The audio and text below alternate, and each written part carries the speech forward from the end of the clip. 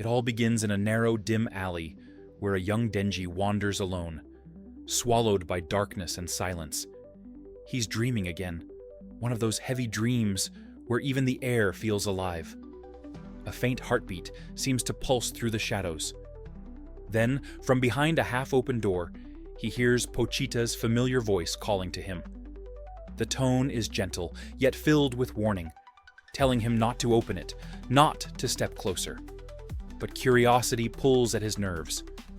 Just as he reaches out, Denji awakes with a sharp inhale, only to see Power glaring at him like she's been waiting forever. When he mutters that he thinks he's still dreaming, she responds the way only Power would. By punching him so hard, there's no doubt he's fully awake now. Later that morning, Denji, Power, and Aki fall into their daily routine in the chaotic home they share. Cooking, cleaning, insults flying back and forth. Just another typical morning. Power, wild as ever, refuses to go to the Devil Hunter HQ, whining dramatically that it's boring and far beneath her greatness. Denji and Aki, used to her nonsense, end up dragging her through the streets like parents dragging a stubborn child. At HQ, Denji introduces Power to Makima. After a short inspection, Makima calmly suggests extracting a bit of Power's blood to help keep her unstable side in check. Power instantly panics, throwing a fit, shouting that she'll never allow it. Denji, under the spell of Makima's quiet authority, ends up agreeing far too quickly, making Power even more furious. Before the tension can settle, the floor suddenly erupts. A figure with a shark head leaps out, charging straight at Denji while yelling his name like an excited fan. Denji reacts instinctively and punches him.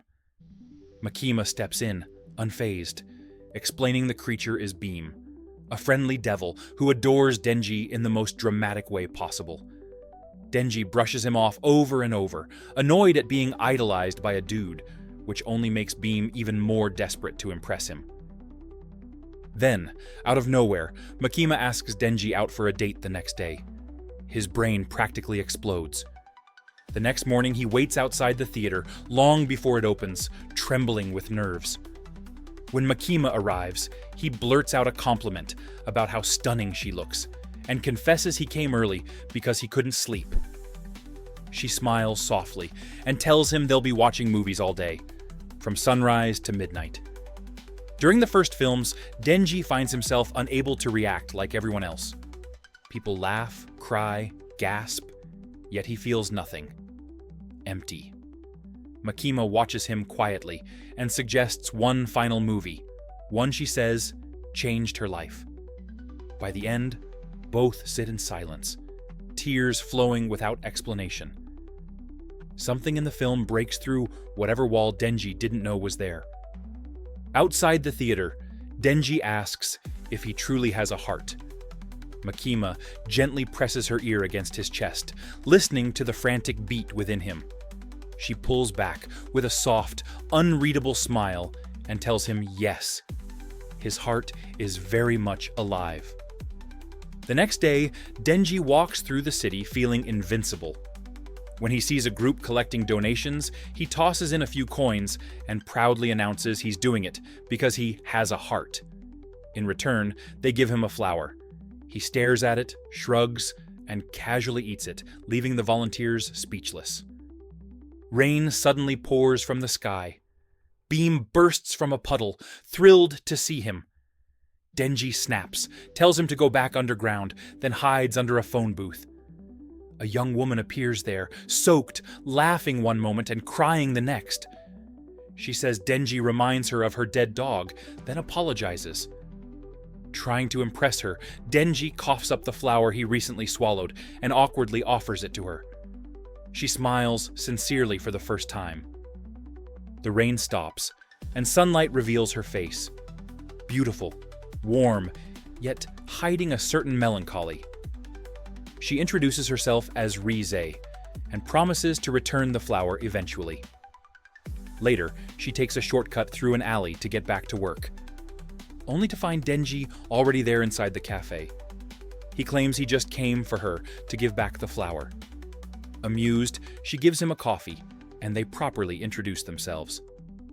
Reze, Denji. And just like that, Denji's life begins shifting in a direction he never expected. Meanwhile, in a quiet park under gray skies, Aki sits on a bench covered in brittle leaves beside the Angel Devil. Aki admits he wants to join the mission to hunt the Gun Devil. His voice carries both determination and dread. The Angel Devil remains emotionless, silently observing him. Aki recalls Makima's warning. To defeat the Gun Devil, he'll need the Angel Devil's trust.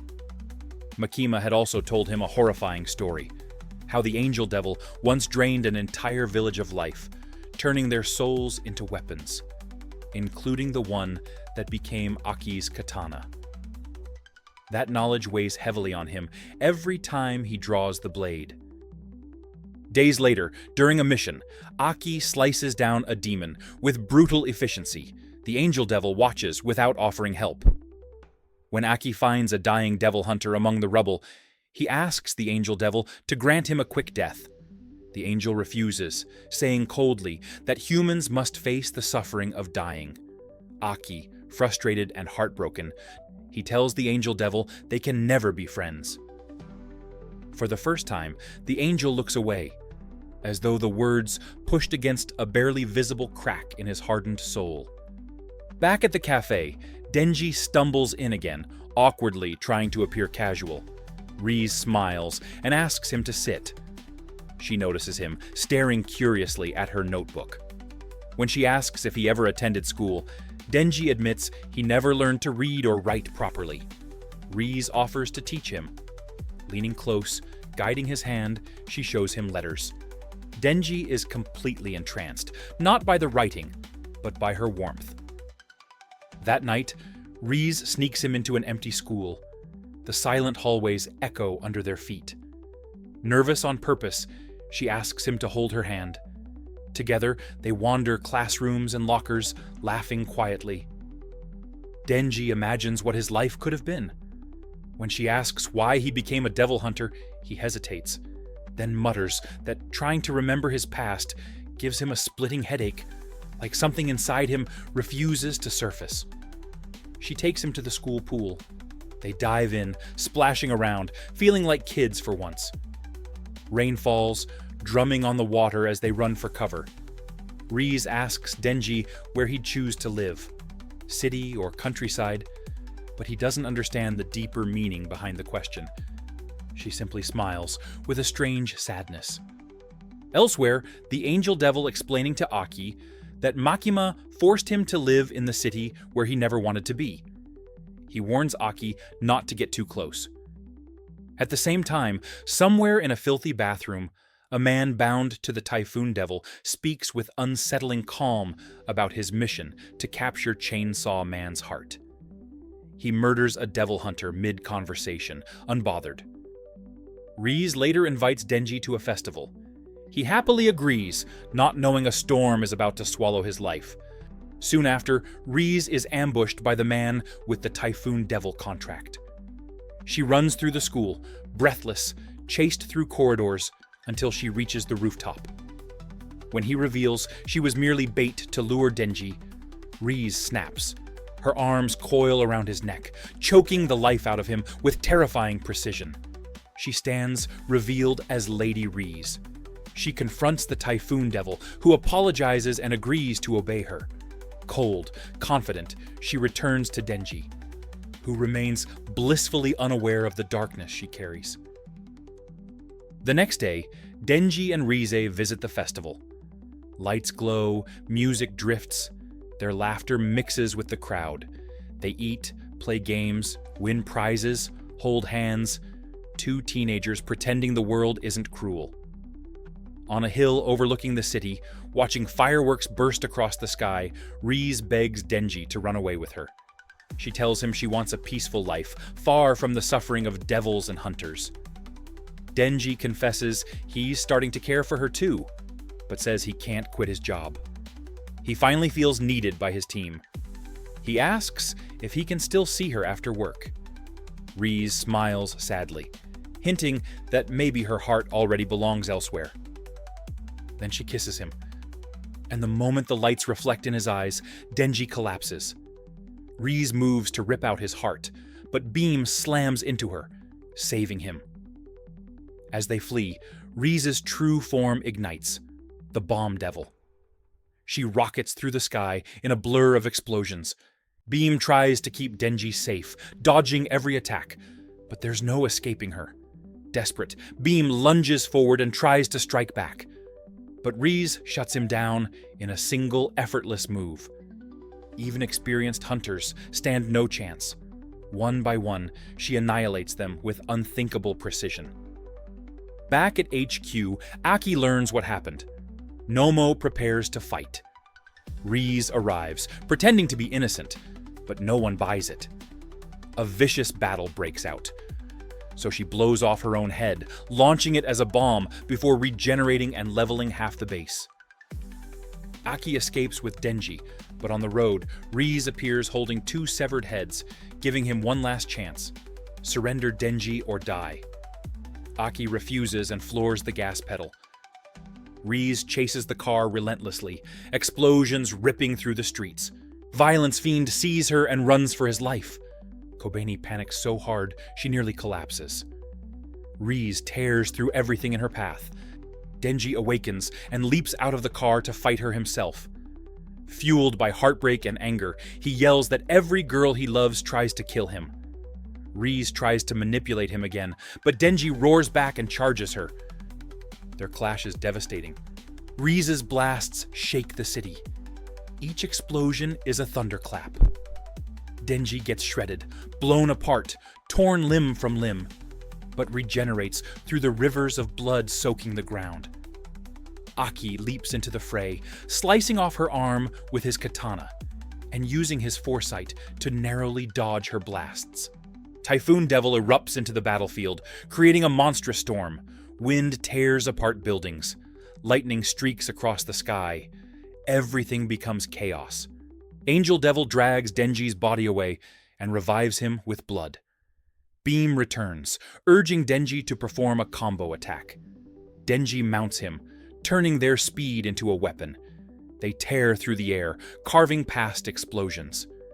Denji slices off Reze's leg, but she drinks Typhoon's blood and becomes even more powerful, glowing from the inside like a living bomb. The storm consumes them.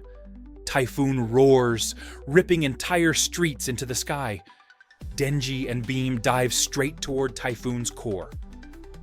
Through flying debris, screaming winds, and explosions, Denji unleashes a wild scream and saws the Typhoon Devil into pieces, ending the storm at last. But Reze isn't finished. Blood-soaked and furious, she rises from the wreckage. With Beam collapsing from exhaustion, Denji drags himself upright for one last stand. Chains whip through the air.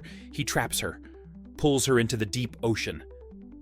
They sink, surrounded by muffled echoes of their memories. Later, Reze wakes up on a quiet beach. Denji lies beside her, barely alive. Denji whispers he couldn't kill her or hand her over, because some part of him cared. Reze coldly says she never loved him, that everything was training, a mission. But her trembling voice betrays her. She hints they could still run away together. Denji promises he'll wait for her at the café. She hugs him tightly, then knocks him unconscious with a brutal kick. Days pass. News reports talk about the hundreds dead from the battle. Kishibe informs Aki about a secret facility that experimented on children, turning them into hybrids. Reze's name was on the list. Reze wanders through the ruined city. She donates coins to the same townspeople Denji once did. They give her a flower. She walks toward the cafe, torn between escape and return. But as she approaches, Makima steps into her path, cold, inevitable. Reze prepares to fight, but the Angel Devil appears and strikes her. Bleeding and desperate, she tries to trigger one last explosion. Makima stops her with a single glance.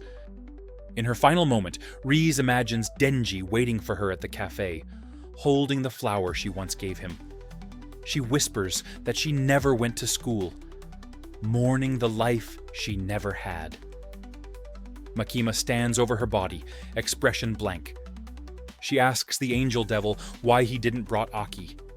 He answers softly, because he didn't want Aki to witness another death.